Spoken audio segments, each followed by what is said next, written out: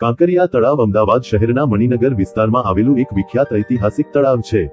આજે તે એક સુંદર પ્રવાસ સ્થળ, ઐતિહાસિક નિશાની અને મનોરંજન કેન્દ્ર તરીકે જાણીતું છે, જ્યાં દરરોજ હજારો લોકો ફરવા આવે છે। કાંકરિયા તળાવના નામ પાછળના અર્થ વિશે વિવિધ માન્યતાઓ જોવા મળે છે।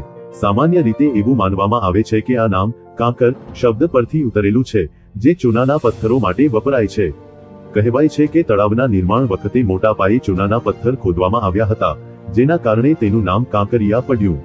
બીજી લોકકથા અનુસાર સંત હજરતે શાહ આલમ તળાવના નિર્માણ સમયે એક કાંકર પર પગ લાગી જતા બોલી ઉઠ્યા કે કેવો કાંકર, જેના આધારે તળાવનું નામ પડ્યું હોવાની માન્યતા છે।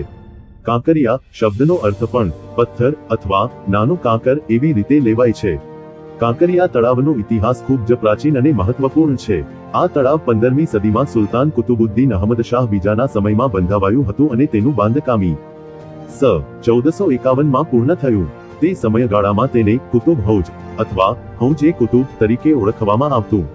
આ તળાવ શાસકોના સ્નાન માટે ખાસ ઉપયોગમાં લેવાતું હતું અને તેમાં પાણી શુદ્ધ રહે તે માટે વિશિષ્ટ વ્યવસ્થાઓ પણ ગોઠવવામાં આવી હતી।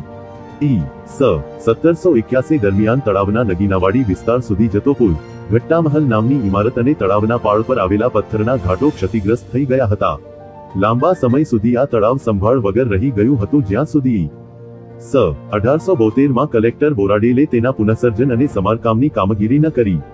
એ જ સમયમાં રાયપુર દરવાજાથી તળાવ સુધીનો અંદાજે 6600 ફૂટ લાંબો માર્ગ પણ બનાવવામાં આવ્યો હતો, જેના કારણે લોકો માટે ત્યાં પહોંચી શકાય એવી સરળતા ઊભી થઈ।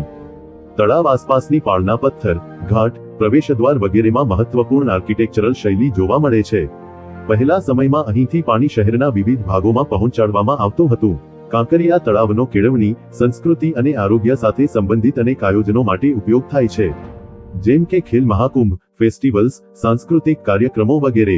આ માહિતી વિવિધ ઐતિહાસિક તથ્યો અને સંશોધનો પર આધારિત છે। વિગતવાર માહિતી માટે ઇતિહાસના પ્રમાણભૂત ગ્રંથો અને સંશોધનોનો અભ્યાસ કરવો ઉચિત રહેશે।